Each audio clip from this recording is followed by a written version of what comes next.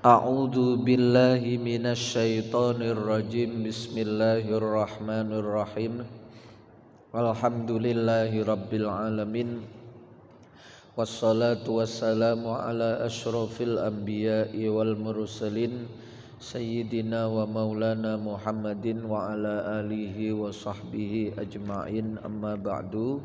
Para bapak, para ibu sederek sedaya hadirin jamaah Masjid Baitul Iman Surya Regensi ingkang dirahmati Allah Subhanahu wa taala. Alhamdulillahirabbil alamin.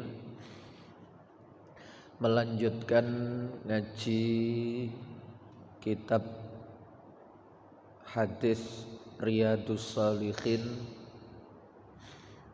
Sekarang nerusaken babus sabri, hadis yang ke-8 atau dari depan hadis yang ke-32. Wa an Abi Hurairah,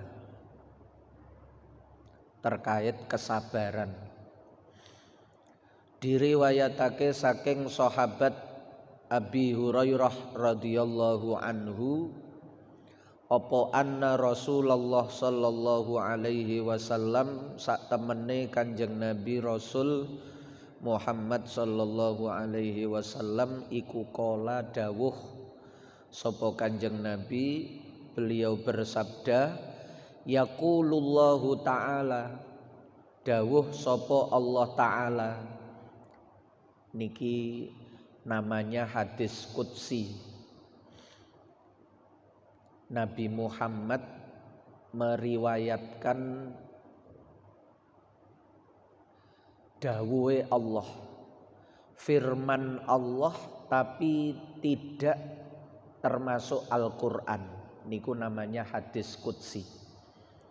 Jadi firmane Allah niku mboten cuma Al-Qur'an. Bahkan sebenarnya hadis Kanjeng Nabi niku nggih bagian dari wahyu atau firmannya Allah, cuma redaksine niku melok redaksine Kanjeng Nabi.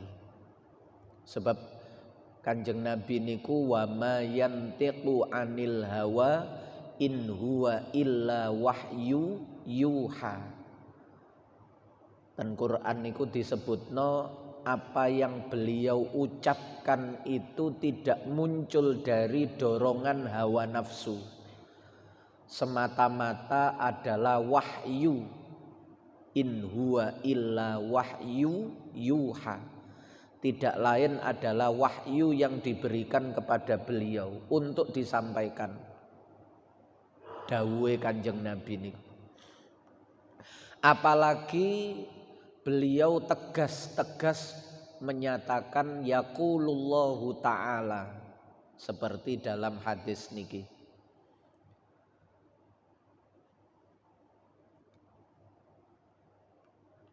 Apa bedanya hadis qudsi dengan Al-Qur'an? Hadis qudsi itu tidak sama dengan Al-Qur'an terkait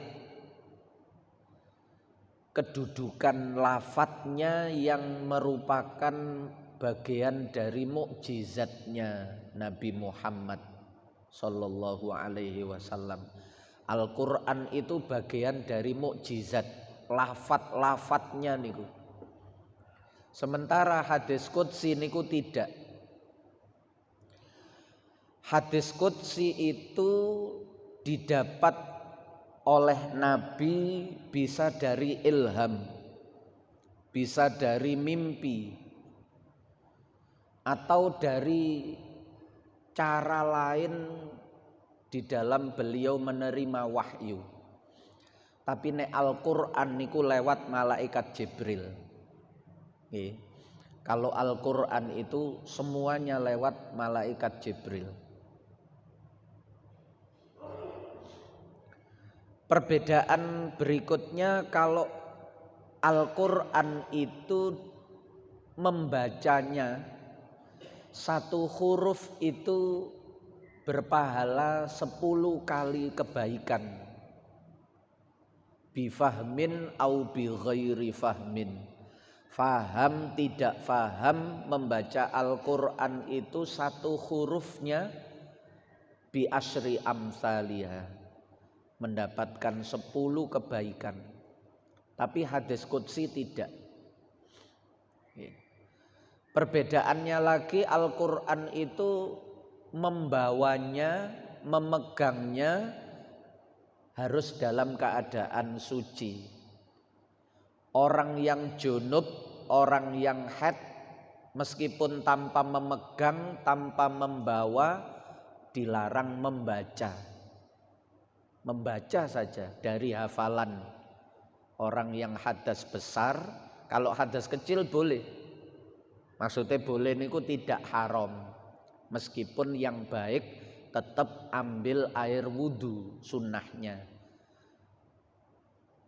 Dalam keadaan tidak punya wudu, mau membaca Al-Qur'an dari hafalan. Apal Yasin misalnya.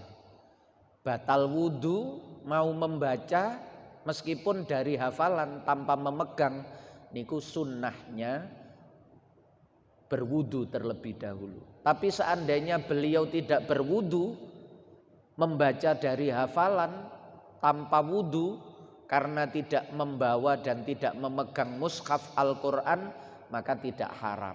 Tapi kalau orang junub, ibu-ibu yang haid, nifas, dilarang meskipun dari hafalannya. Niku Quran. Kalau hadis qudsi tidak. Kula nggak ada kitab hadis sing khusus berisi tentang hadis qudsi, niku 2 juz. Niku nggih tanpa berwudu, memegangnya tidak berdosa. Tapi nek mushaf Al-Qur'an mboten angsal. La yamassuhu illal mutahharun. Nggih.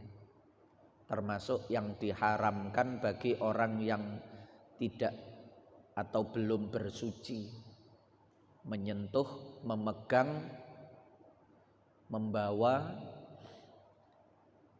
niku bedane. Kalau persamaannya sama-sama firman Allah.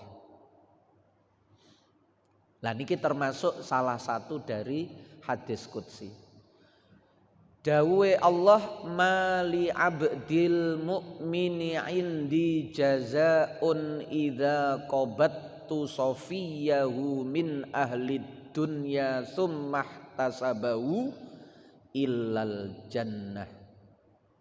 Mali abdi ora iku kedue kawula ingsun, tidaklah bagi seorang hambaku al mukmini kang mukmin indi ing dalem mungguhe ingsun di sisiku jazaun utawi balasan piwales idza qabattu nalikane jabut, maksudnya mewafatkan, nalikane mewafatkan sapa ingsun sofiyahu ing wong kang dadi kekasih, wong sing dadi beninge atine, maksudnya kekasih, orang yang dicintai, orang yang disayangi, diambil oleh Allah, diwafatkan oleh Allah. Min ahli dunya, saking penduduk dunya, bisa keluarganya, bisa di luar anggota keluarganya, bisa orang dekat, bisa juga orang yang tempat tinggalnya jauh. Tapi orang itu ada di dalam hatinya. Dheweke niku seneng. Orang tua, anak, saudara, atau sahabat. Ketika meninggal kita itu turut bersedih karena kekasih. Tapi dia sadar semuanya itu miliknya Allah. Kalau Allah sudah mengambilnya, maka tidak ada pilihan bagi seorang hamba kecuali menerima dengan sabar, dengan lapang dada. Bagian dari iman terhadap qada dan qadarnya Allah, terhadap ketentuannya Allah. Meskipun dia sangat mencintainya. Summahtasabahu, nuli golek pahala sapa wong ing Allah utawa ing kematiane Sofia niku wau. Kemudian dia ikhlas menerima, mengharapkan pahala dari Allah dengan kesabarannya itu. Tidak ada balasan di sisiku bagi seorang hamba yang beriman ketika kekasihnya aku ambil lalu dia menerima dengan sabar, illal jannatu, kejaba swarga. Balasannya adalah surga. Oh niki biasanya dibaca oleh orang-orang yang sambutan jenazah ngaten niku. Nggih. Supaya keluarga yang ditinggalkan itu sabar, lah hadis koyok ngenten niki disampaikan. Nggih. Keluarga yang ditinggalkan itu biar bersabar, hadis seperti ini disampaikan. Bahwa Allah itu akan memberi balasan surga kepada keluarga yang sabar menerima dengan ikhlas ketika ada orang yang dia kasihi, orang yang dia sayangi pergi terlebih dahulu meninggalkan dunia. Rawahul Bukhari, ngeriwayatno ing hadis sapa Imam Bukhari. Nanti hadis niki diulang di belakang tapi redaksine mboten gawe hadis qudsi. Oh nggih, hadis qudsi sami. Wa an Aisyah talan diriwayatake saking Aisyah radhiyallahu anha. Annaha sak temene Sayyidah Aisyah suatu ketika iku sa'alat takon bertanya sapa Aisyah Rasulullah sallallahu alaihi wasallam kepada Kanjeng Nabi Rasul sallallahu alaihi wasallam, takon anit tauni terkait taun. Taun niku wabah penyakit yang melanda suatu negeri, yang menyebabkan banyaknya kematian-kematian. Nopo malaria, demam berdarah atau penyakit-penyakit yang lain termasuk kemarin niku corona ngoten niku.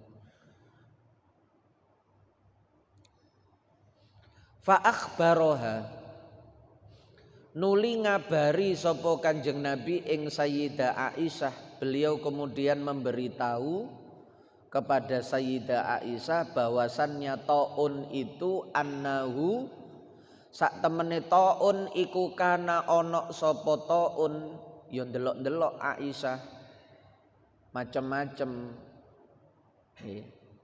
Ada kalanya annahu sak temene taun iku kana ana apa taun ana iku azaban dadi siksa, dadi azab. Bisa jadi itu merupakan azabnya Allah, bisa jadi, tidak semuanya lho nggih. Nanti di belakang ada. Ya ba'atsuhu kang ngirim ing taun sapa Allahu taala alaman ing atase wong yasau kang kersa sapa Allah.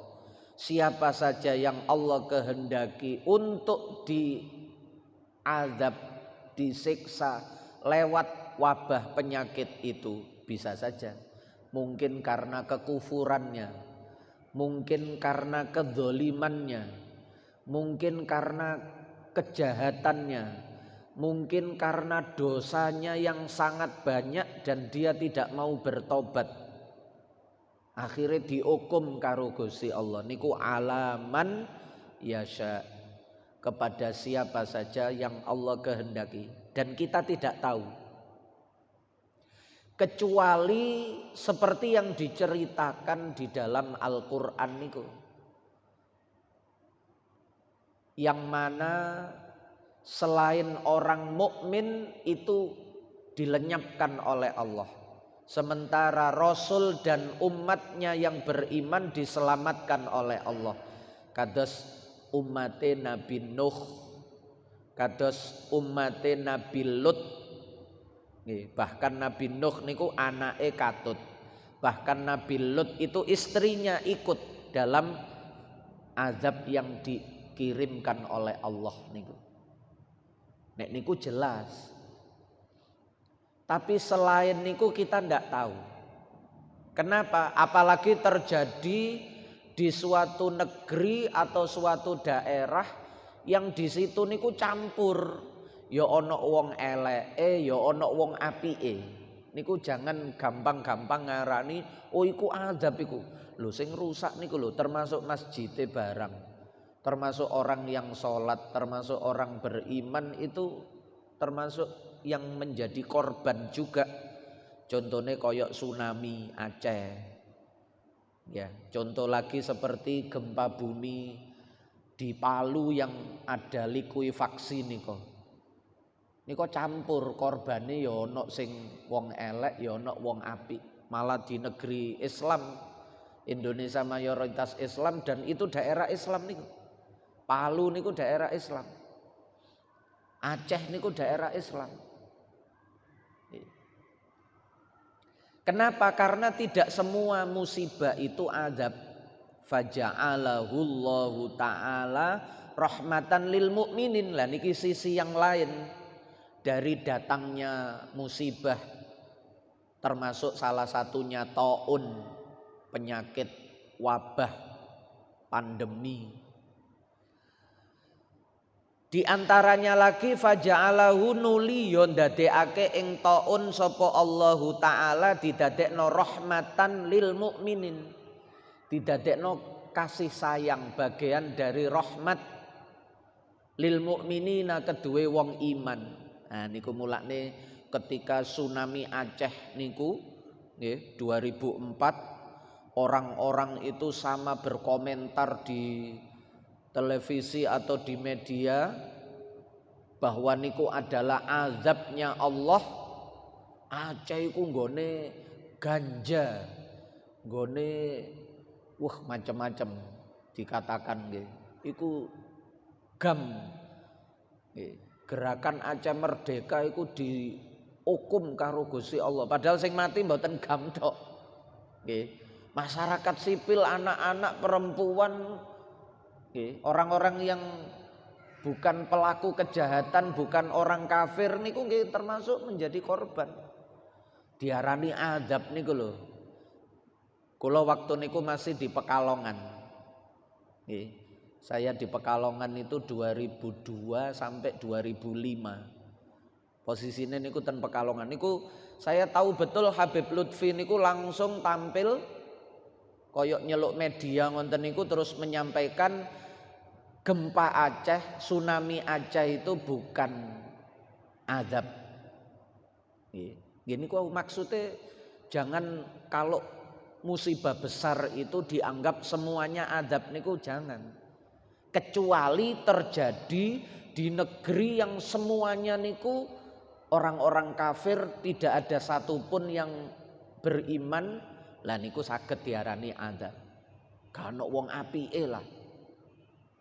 Tapi kalau terjadi di negeri yang campur, ya ono wong kafire, ya ono wong islame, ono wong salate, ono wong gak salate, ono wong taat, ono wong maksiat, jangan mengatakan itu azab.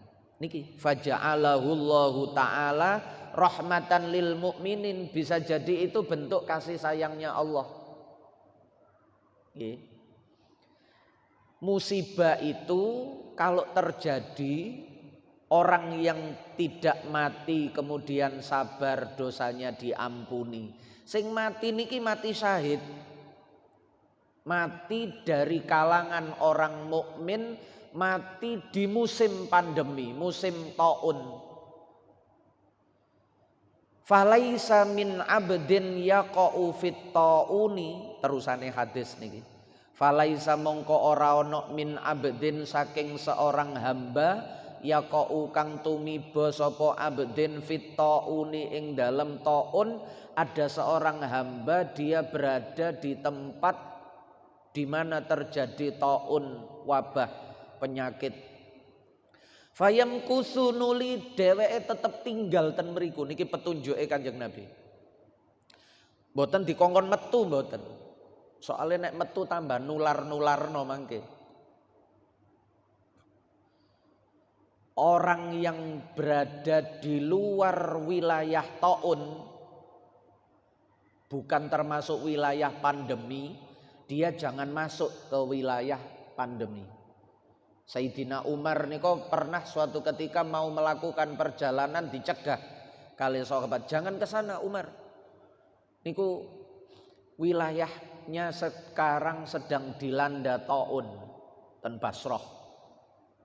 Termasuk gubernur Basrah Mu'ad bin Jabal niku nggih sedoe taun, kenek taun. Akhirnya Umar ya wis gak sida nek ngono, ditunda. Terus ada sahabat yang kemudian protes, lho sampean wedi mati ta Umar? Nggih. Kabeh kan ana catetane. Terus Sayyidina Umar, aku tidak lari dari takdirnya Allah. Tapi aku justru menuju takdirnya Allah yang lain. Jadi orang berusaha untuk mencegah dari penyakit niku bukan takut sakit, bukan lari dari takdirnya Allah, niku mencari takdirnya Allah yang lain, yaitu sehat. Gusti Allah niku yo nakdirno lara, yo nakdirno sehat, yo nakdirno mati, yo nakdirno urip. Wong sing kepingin urip niku bukan berarti lari dari takdirnya mati, mboten, dia sedang mencari takdirnya Allah yang lain. Dan memang tuntunane ngonten. Orang yang di luar wilayah jangan masuk. Orang yang sudah ada di dalam wilayah jangan keluar. Fayam kusu niki. Nuli tetep manggon sapa wong fi baladihi ing dalam kampunge sabiron hale tetep sabar. Muhtasiban terus berharap, ikhlas menerima, mengharap pahala saking Allah. Ya'lamu ngerti sapa abdin hamba niki wau, dia yakin annahu sak temene kelakuan iku la yusibuhu orang ngenani ing abdin apa ilama kejaba ketentuan barang kataba kang nyatet wis nentokno sapa Allahu Allah lahu marang abd. Dia yakin bahwa tidak ada sesuatu yang terjadi kecuali apa yang sudah ditentukan oleh Allah. Nggih. La yusibana illa ma kataballahu lana huwa maulana falyatawakkalil mu'minun. Bahwa tidak ada yang terjadi kecuali semuanya itu merupakan ketentuan Allah. Dialah Tuhan kita. Maka orang yang beriman itu harusnya bertawakal hanya kepada Allah. Dheweke yakin iki ketentuane Allah. Bersabar di situ, tidak keluar illa kana lahu mislu ajris syahidi, kejaba iku keduwe wong mislu ajris syahidi, sepadane pahalae wong mati syahid meskipun orangnya tidak mati. Nggih. Dadi sedaya wong sing kena pandemi corona wingi sing sabar, tapi nggih kuncine niku nang ngone sabiron muhtasiban, baik yang meninggal atau yang hidup di masa-masa taun, wabah penyakit yang menelan banyak korban itu, siapa saja yang sabar, ikhlas menerima itu sebagai ketentuan Allah, dia mendapatkan pahalanya orang yang mati syahid meskipun wonge mboten termasuk korban yang mati. Sebab Kanjeng Nabi mboten cerita wong sing mati iku oleh pahalane wong mati syahid, mboten. Tapi siapa saja yang sabar, fayam kusut tok, dia tetap tinggal sabar menerima ikhlas bahwa itu ketentuan Allah, maka dia mendapatkan pahalanya orang yang syahid. Di wong Indonesia. Dan itu kan bagian dari rahmatnya Allah. Gak atik perang fisabilillah tapi oleh pahalae wong sing perang fisabilillah. Niku kasih sayangnya Allah. Orang mati syahid itu orang yang bagaimana sih? Orang yang dosa-dosanya itu diampuni oleh Allah.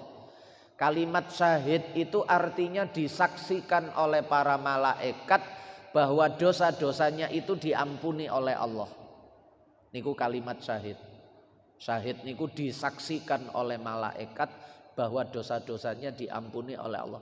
Orang mati syahid itu ada dua. Ada yang syahid akhirat saja seperti ini. Ada yang syahid dunia akhirat. Dalam kacamata agama niki lho nggih. Sing masuk dalam definisi agama niku dua. Syahid akhirat saja artinya di akhirat nanti dia termasuk orang yang diampuni dosanya. Gini ki sedaya niki insyaallah sing sabar-sabar niku. Termasuk napa? Petugas kesehatan niku sabar-sabar nangani wong sakmono kae lara. Baik yang meninggal atau yang sehat asalkan syaratnya sabar, ikhlas, menerima itu sebagai ketentuan Allah oleh pahalai wong mati syahid. Artinya nanti di akhirat dicatat sebagai orang yang dosa-dosanya itu diampuni oleh Allah. Niku mati syahid akhirat. Tapi di dunia dia masih diperlakukan seperti orang mati pada umumnya.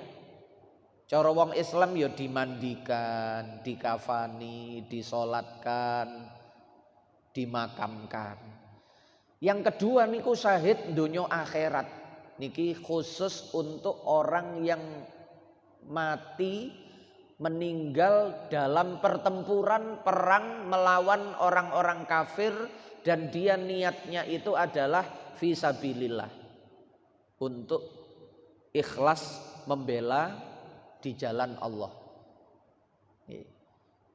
berperang melawan orang-orang kafir. Niku mulakne dulu para ulama kita niku ketika pasukan sekutu mendarat ke Surabaya termasuk diboncengi oleh tentara Belanda. Ulama niku kemudian mengeluarkan resolusi jihad. 22 Oktober niku yang menjadi pemicu terjadinya 10 November niku. Itu supaya apa? Supaya pertempuran itu tidak hanya bermakna membela negara. Supaya pertempuran itu tidak hanya bermakna mempertahankan kemerdekaan saja. Tapi pertempuran itu juga menjadi pertempuran dalam rangka membela agama. Kenapa? Sebab nek wis merdeka niku enak. Urusan nopo-nopo niku gak diatur kalau wong kafir. London niku yo kafir, Jepang niku nggih kafir. Susah kehidupan beragama dulu niku. Serba diawasi, serba dilarang. Begitu merdeka niku harapan kehidupan beragama niku menjadi luas. Lah kok teko malih, yo kudu diusir. Sehingga pertempurannya itu tidak hanya pertempuran yang sifatnya niku membela negara tapi juga membela agama. Artinya nopo? Yang mati niku statusnya mboten sekedar pahlawan tapi mati syahid. Di Ngelom niku di depan sekolahan Baudin itu ada gang pahlawan namanya. Itu dulu ketika tahun 80-an niku sempat digali. Karena niku korban pertempuran 10 November niku ada yang meninggal ten mriku dan posisinya mboten dikafani. Masih menggunakan baju seadanya dengan darah yang masih berlumuran. Getene niku sik mboten beku ngoten niku lho. Nggih. Enten lebih dari 2 waktu niku. Nggih. Kemudian dipindah ke makam pahlawan. Niku sing ndodokno koncone. Koncoku biyen ono mati nduk kene tak kubur. Nggih. dan tidak menggunakan kain kafan. Memang orang yang mati syahid niku koyok ngonten niku, syahid yang dalam pertempuran perang melawan orang kafir. Nggih. Niku kalau mati tidak haram dimandikan, tidak boleh dimandikan, gak perlu dimandikan.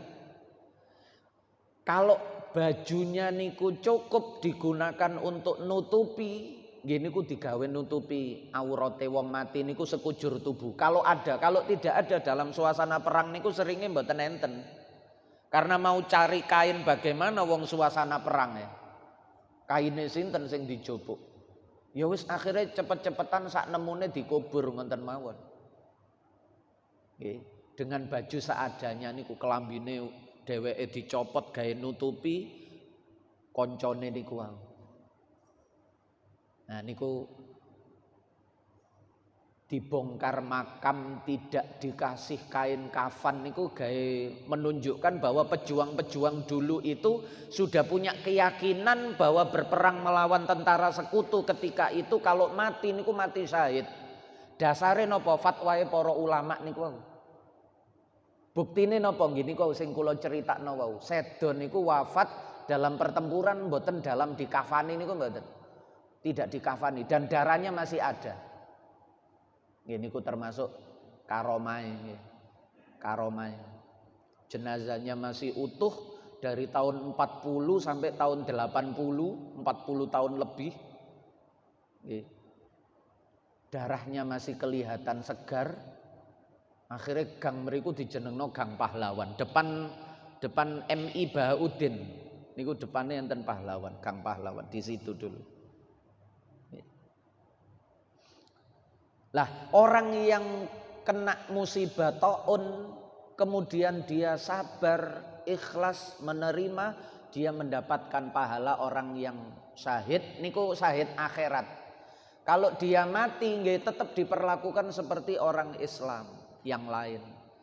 Nah, orang Islam yang mendapat pahala syahid niku kathah.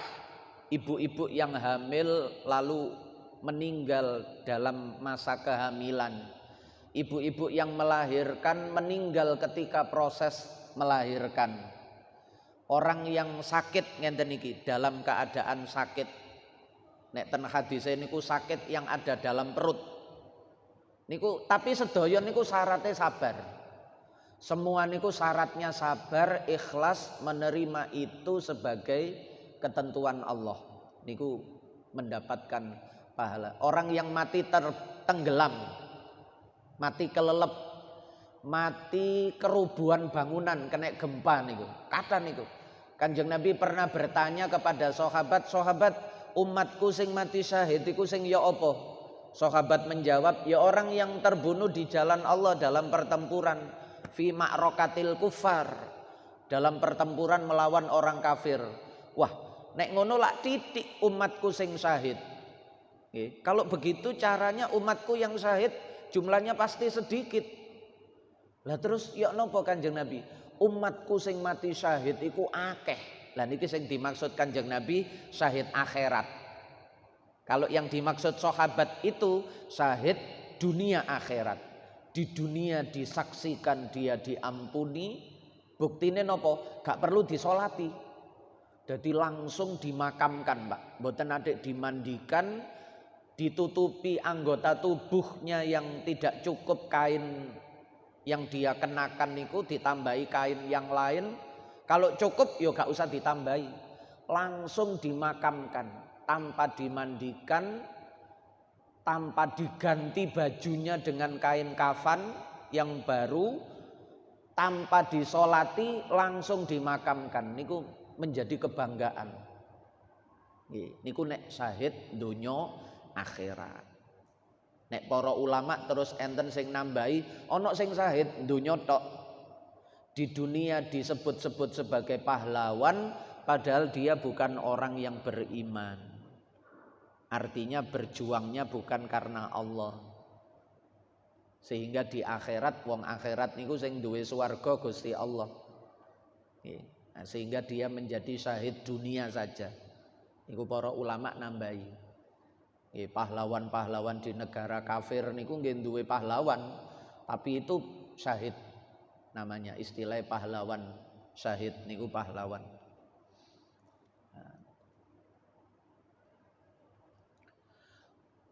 Rawahul Bukhari.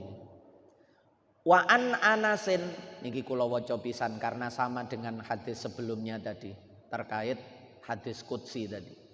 Diriwayatake saking sahabat Anas, sing pertama Abu Hurairah, yang kedua Aisyah, yang ketiga Anas.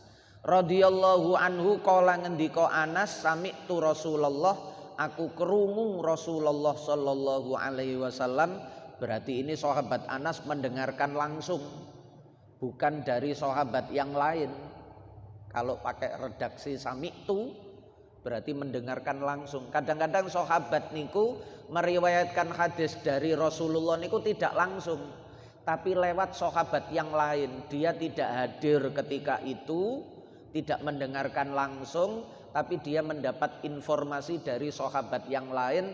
Ketika beliau meriwayatkan hadis tanpa menyebut sahabat yang memberitahu tadi, ngonten niku sah, ngonten niku bener, tidak mengurangi derajat hadisnya, karena sesama sahabat niku aman, adil sedoyo, dijamin bener sahabat niku, sebab sing muni niku Quran, radhiyallahu anhum wa radu anhu. Sehingga ulama-ulama ahli hadis niku ketika meneliti rawi-rawi hadis, sahabat niku wis gak ada diteliti. Sahabat niku tidak dimasukkan dalam ajarhu wa ta'dil. Sahabat iki apike ya apa, eleke ya apa, wis mboten.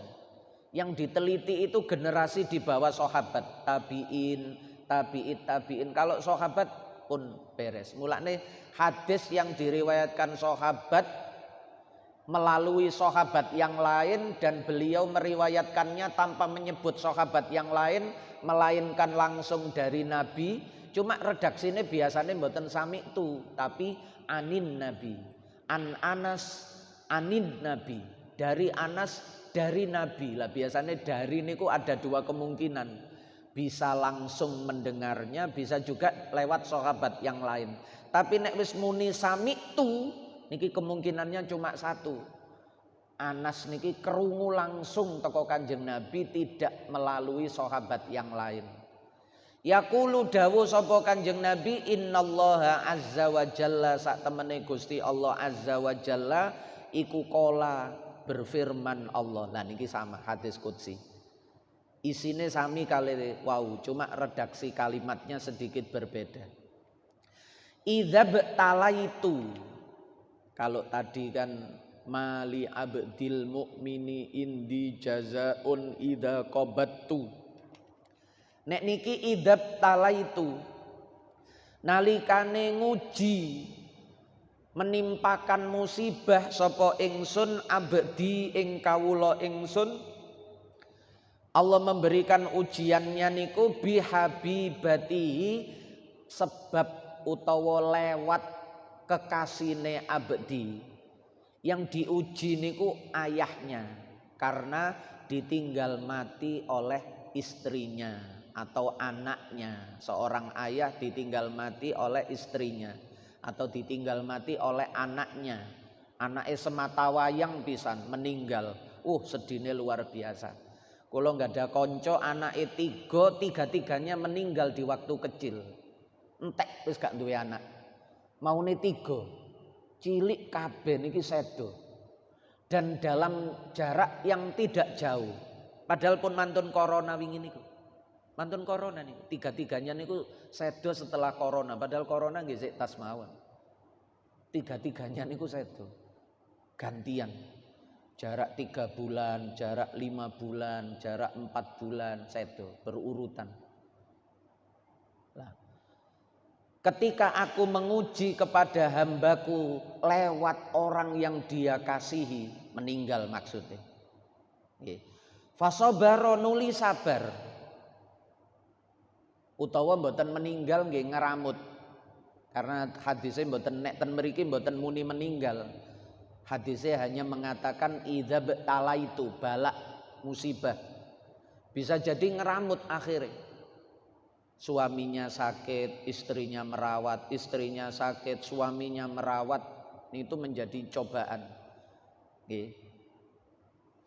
Orang yang disayangi sekarang hanya bisa terbaring, lemah.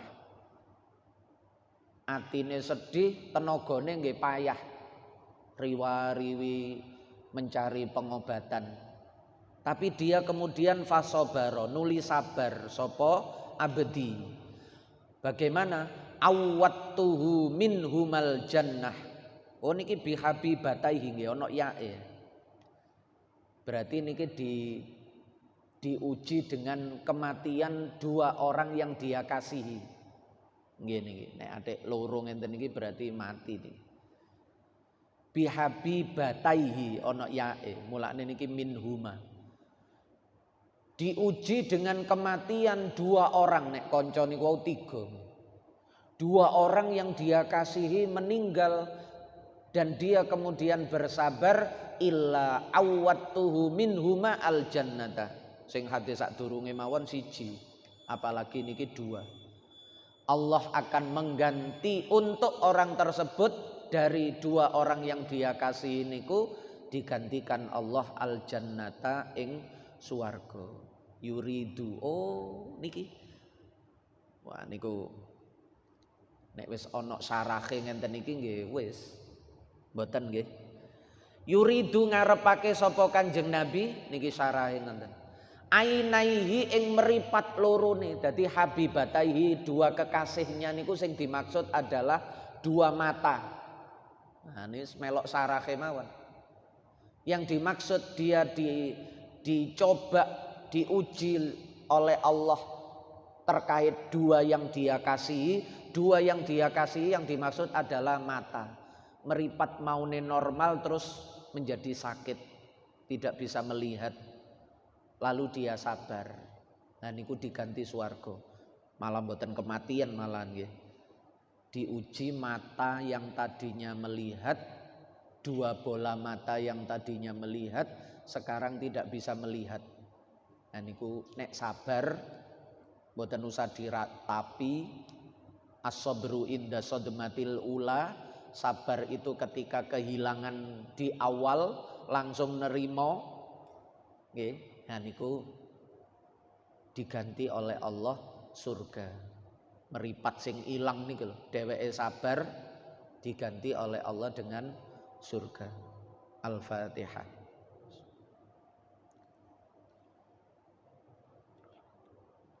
Khairul maghdubi. Maulaya salli wa sallim daiman abada ala habibika khairil khalqi kullihimi wal habibul ladzi turja syafa'atuhu li kulli haulim minal ahwali muqtakhimi ya rabbi bil mustafa balligh maqasidana waghfir lana ma madha ya wasi'al karami ya arhamar rahimin ya arhamar rahimin ya arhamar rahimin farrij 'alal muslimin. Kula ngapunten ingkang kathah, saya langsung pamit, ada ngaji lagi. Sama-sama ditutup dengan kafaratul majelis. Subhanakallahumma wa bihamdika asyhadu an la ilaha illa anta astaghfiruka wa atubu ilaik. Wassalamualaikum warahmatullahi wabarakatuh.